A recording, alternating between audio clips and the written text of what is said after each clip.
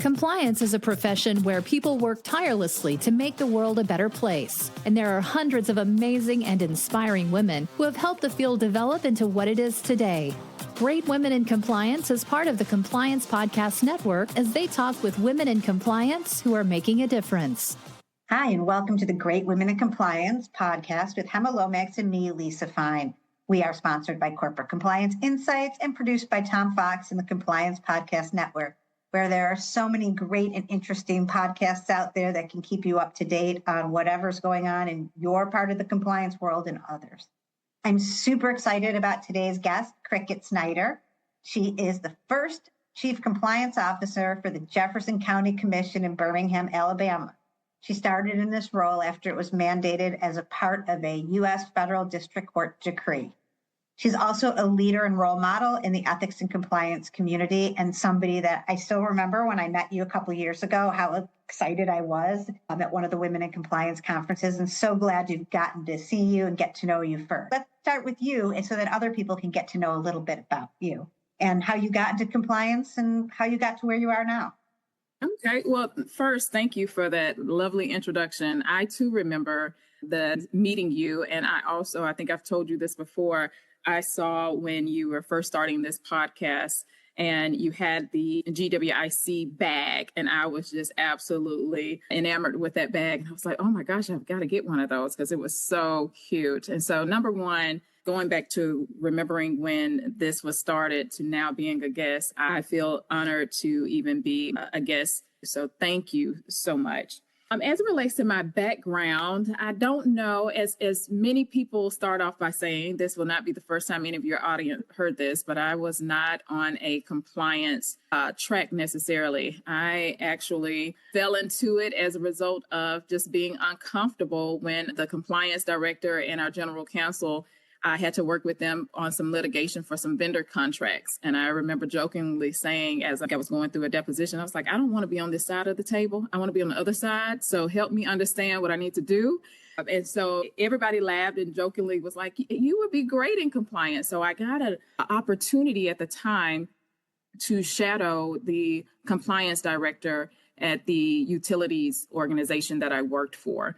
And once I did that shadowing opportunity, I knew that this was something that I really liked. So I advised, hey, next time you have something open, I would really be interested in applying for it. And I luckily got an opportunity to join the nuclear facet of the compliance organization for the utilities. And I did that for several years.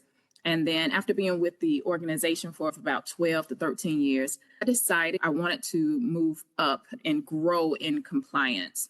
I felt that with that organization, there were some requirements that I wasn't really willing to go at that time because I had just had a daughter, but you had to be an attorney to actually get into the chief compliance officer role. So I ended up exiting there and then going to work for a healthcare insurance organization. And that gave me a lot of great experience, being that I was there when COVID hit. So working at a healthcare insurance company during COVID really did accelerate my learning in the regulatory field in healthcare. And then this position became open and was advertised in the area, and I applied for it. Didn't really know what to expect. Had talked it over with my husband because it is politics. And one thing that I have to give my husband with saying to me early on, Lisa, he said, office politics is not the same as real politics. So even if you feel that you've done well in these corporate offices, just know that that's not the same. But I'm so glad he supported it. And I applied and was successful in obtaining my role as the first Chief Compliance Officer for Jefferson County Commission. Well, first of all, that also says something I think is important. I don't think you need to be a lawyer to be a Chief Compliance Officer or a compliance officer. So I think that, I guess, nuclear's loss was Jefferson County's gain. But with that said, and you're saying office politics versus politics, talk a little bit about what it was like for your first year when you went into that more political and highly charged kind of world. What were you most excited about? Surprises? Well, I was extremely excited because I've lived in Jefferson County for the majority of my life. And I was very well aware of some of the issues that they've had to encounter over the years, whether it was this consent decree, which was one of the longest in history, or the bankruptcy, which was one of the largest in history for a county. And so I was aware. And so when the job came open, I don't know that the job posting was very clear that it would be a first. I assumed, and we all know what assuming does, but I just assumed with all of the legal issues that the county had been under, that they would have already had something established. Now, and that's not to say that they weren't doing things that were compliance related. They just did not have a compliance program or a compliance officer in place. My first year, I would say, I was extremely excited to have the opportunity. And I went in with a mindset that because this was mandated, that maybe the county leadership and the employees wanted me. Like, I just felt like I was going to be able to say, I have all of this regulatory experience and I was going to be welcomed with open arms, and we were going to, walk hand in hand, and just everything was going to be great.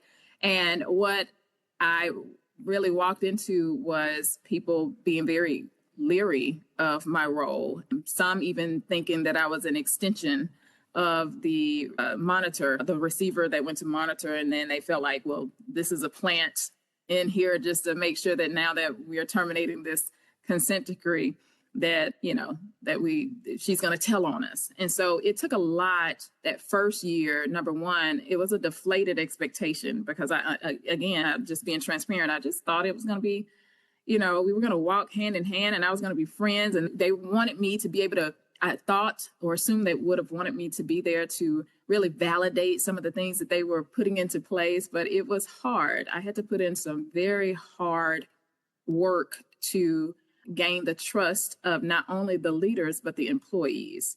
Yep. And that was hard because if you've ever heard me speak at a conference, I always say this: I'm an extrovert for pay only. And so having to be intentional about building relationships, that meant I had to get out of my comfort zone and really be engaged, to talk to and be involved with not just the operations, but almost on a day-to-day personal aspect, so that the individuals that I was working with felt comfortable and trusted what the vision that I was bringing to the county. And so that first year, it was met with extreme, optimism and extreme letdown all at the same time. But it ended up working. I also tell people all the time, be careful what you pray or ask for, because I can remember even saying when I left the nuclear organization, I was like, I want to be somewhere where I can have a seat at the table and have some true impact. And I feel like once I got here, I had to build the table, I had to build the seat, I had to build all of these things that I wanted to, like this table, I had to build it. The seat, I had to build it. The impact, I had to ensure it. So it's, always be very careful of what you ask for, in my opinion. Well, that's interesting as well, because people often say if there's not a seat at the table, just bring one and sit down.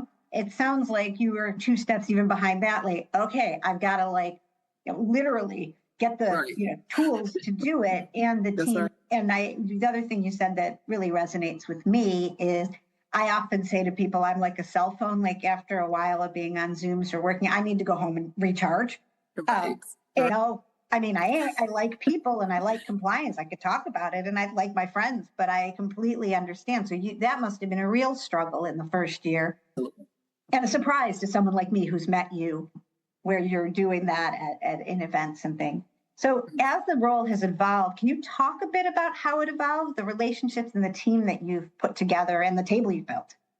Well, as relates to my team, I am very, very grateful for them because they were voluntold that they would be working for this new outsider compliance officer.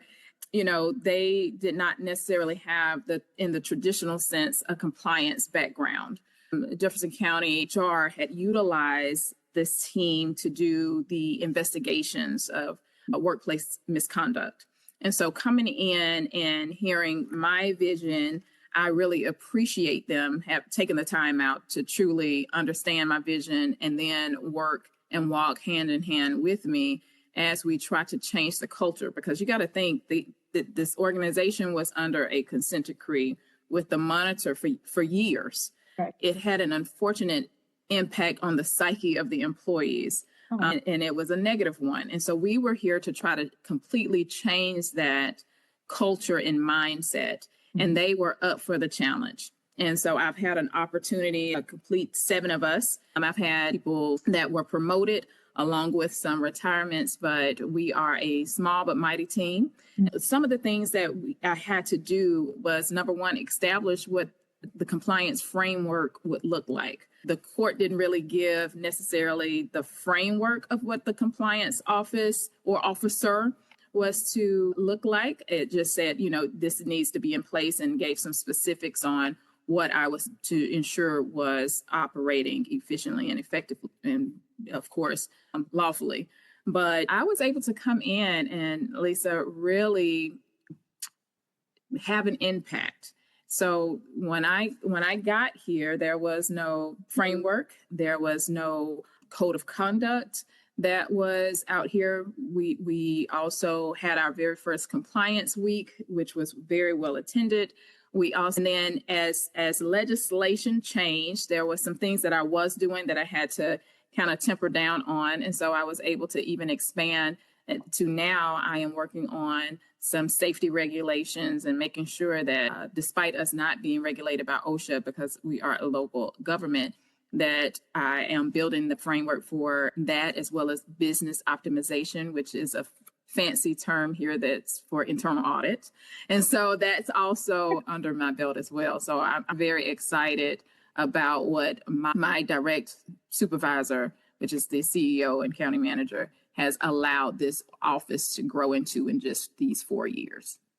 Well, it sounds like you really, and we will talk a little bit about your compliance week a little later on, because I think it's super fascinating. But I also think it sounds like it's a hard thing to do, but they recognize that you coming in and being in this role was to be more of an ally, and that you weren't coming in. I'm sure maybe it was scary. They thought maybe you came in thinking they were all doing bad things or something like that. But it sounds like being able to flip that around and have such a good relationship with your supervisor, who's a CEO, as you said, is huge.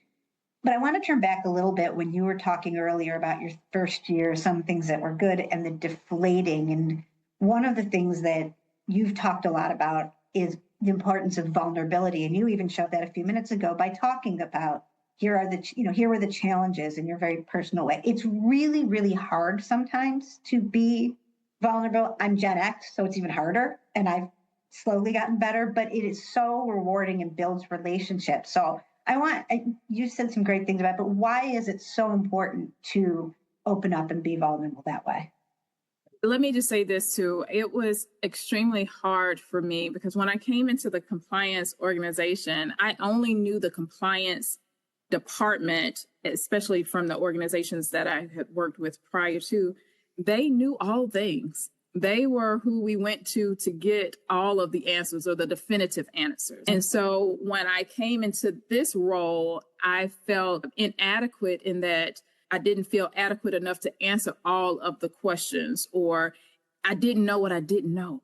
Yeah. And so I didn't want to some way or shape or form be asked about something, even if it was through the federal court case or anything, that I just was not prepared for. And so one of the things that I did when I was very intentional with talking to the leaders is explain that I don't know what I don't know, but just know that I'm working hard to ensure that I'm preparing myself to get all of this in place. I also, when it came to vulnerability, being vulnerable, the individuals, is making sure that I was personable and approachable.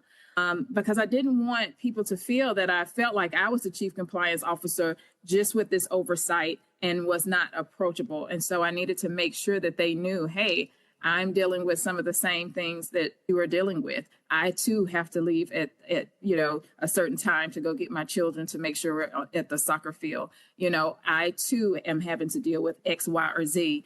And, I think that meant a lot to our employees, because I didn't, and let me just be clear, I didn't have that with just the leaders. It was important to me that the employees saw my face, saw that I was approachable, saw that I was personable, because I was trying to change the culture of the entire organization and not just build a relationship with my peers. It was very important to me that me and my department got out boots on the ground to establish, hey, this is who we are. We are here to help. We are your partners.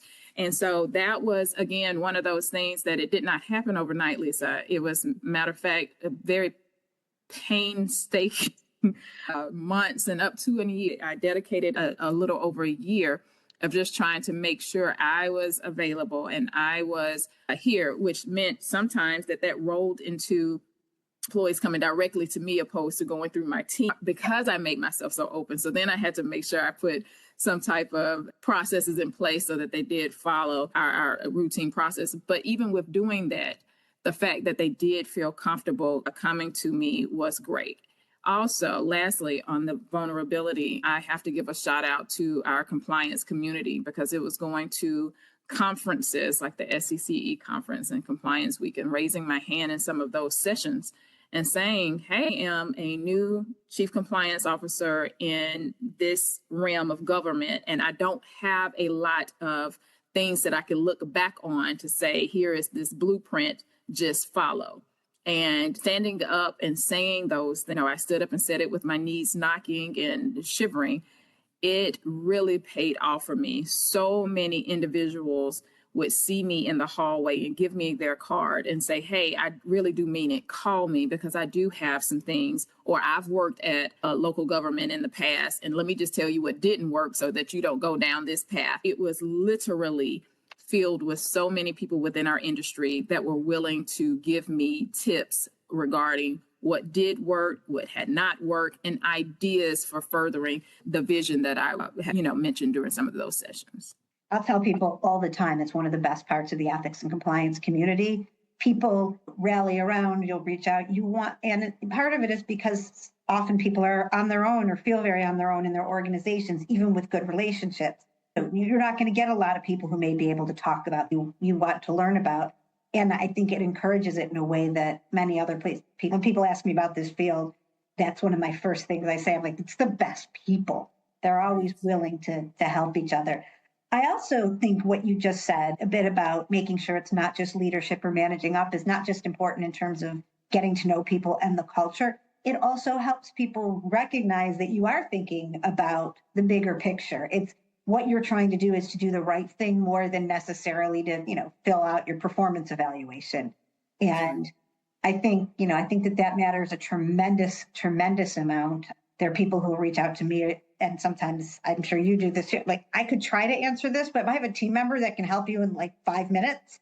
And then people are like, oh, yeah, I'm done with you now. I mean, I think that's a really important and such a good leadership skill it sounds like you instinctively have had that. And it sounds like those are some lessons that you learned. I don't know if there's any other ones that you were thinking about in particular to share, but I think the vulnerability is just huge.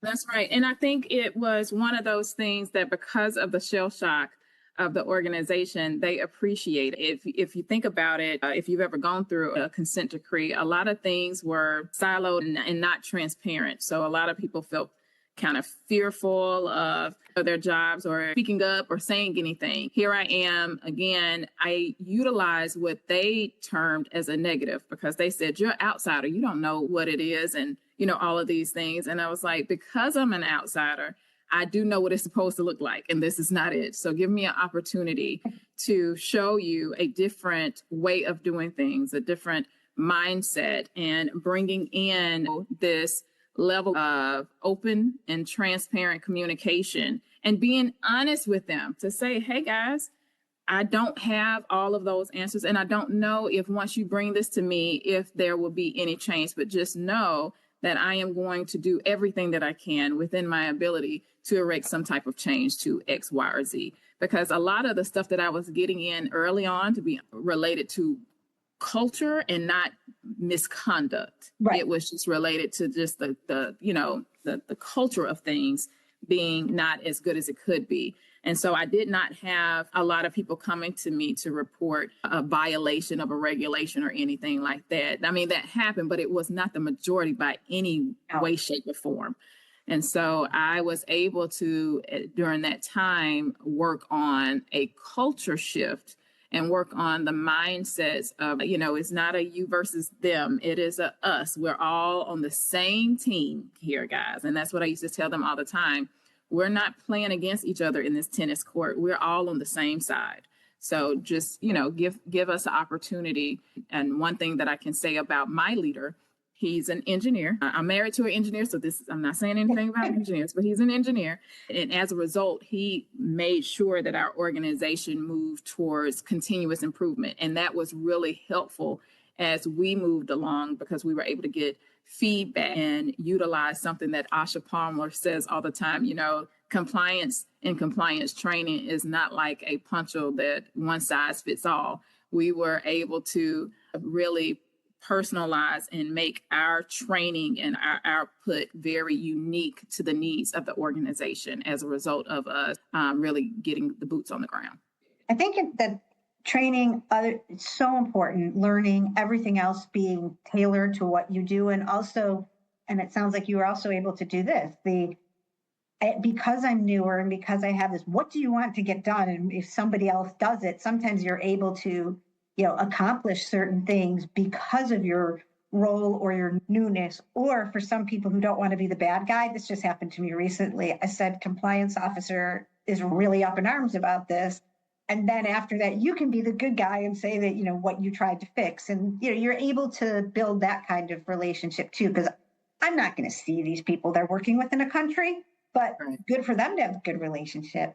But I mean, things also often go wrong. And I think one of the things about vulnerability and raising concerns is, and you've constantly talked about this, how ethics and compliance are interrelated. And I mentioned earlier that we were going to get back to what you're doing for Compliance Week and some of the things you've been talking about or writing about. That is, you're very interested in the entire employee experience. And I know that one of the things, and I loved you mentioned it, camp compliance.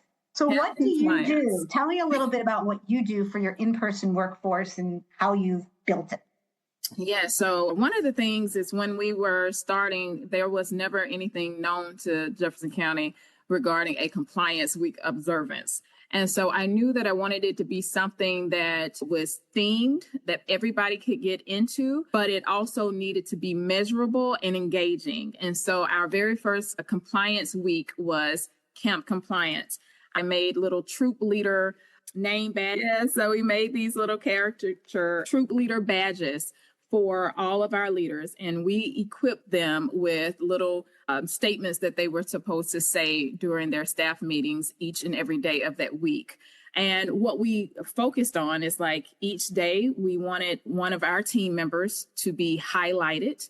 And then we wanted people to actually really understand about our program. So one of the first things that they had to do electronically was actually acknowledge the culture of compliance, which was our camp registration. So for you to even be able to participate in some of our giveaways and things of that nature, you had to register for camp.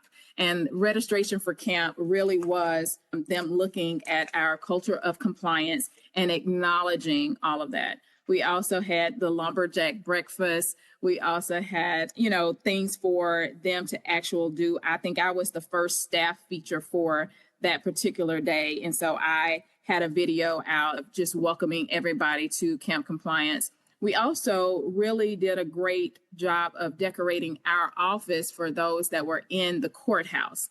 Now, one of the things that I will say is that from working at other organizations that had facilities that were remote, it was so important to me that we not just engage them electronically, but that we went to talk to them. So it wasn't just the people in the courthouse that ended up getting some type of breakfast or food item. We made sure we had on our camp stuff, we had on our camp gear, and we went to all of our offsite offices, which includes our roads and transportation crews. We went to our water treatment plants. We went to our revenue offices, and we really wanted to make sure they were able to see our face. And to be honest with you, like if I'll give you an example. If revenue was our day on Thursday, we could see where after we went, that on Friday, the engagement on our website or the engagement in anything that we do went up exponentially. But we had cookout and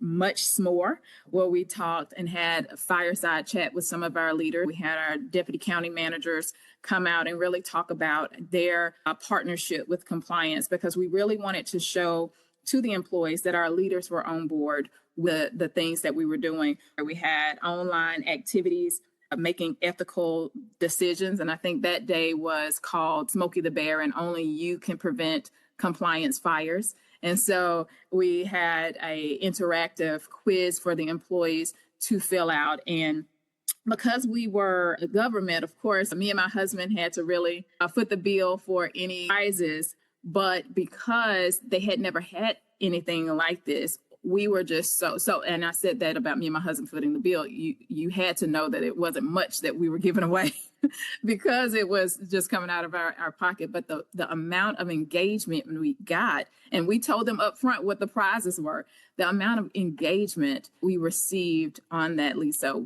it still gets to me today, because we were running out of stuff, because I didn't even anticipate the number of employees that would really participate, because it was a first and because I had not heard of any other education or training in the same manner in which we had done through our Compliance Week observance. So it was absolutely fantastic for the employees. And one of the things that I made sure of is that it was something that was measurable, because I knew that I had to let my peers and my boss know that, hey, I know this is some time that the employees are taking to engage in this, but I am also hoping that in 6 months, we can show you where this training has decreased X, Y, or Z. And because we were very intentional about the information that we were sharing, it was not based on us just picking a theme and going with it. It was based off what have we seen in our system of, number one, what were the questions that employees were asking us, because many employees were coming to us asking about all types of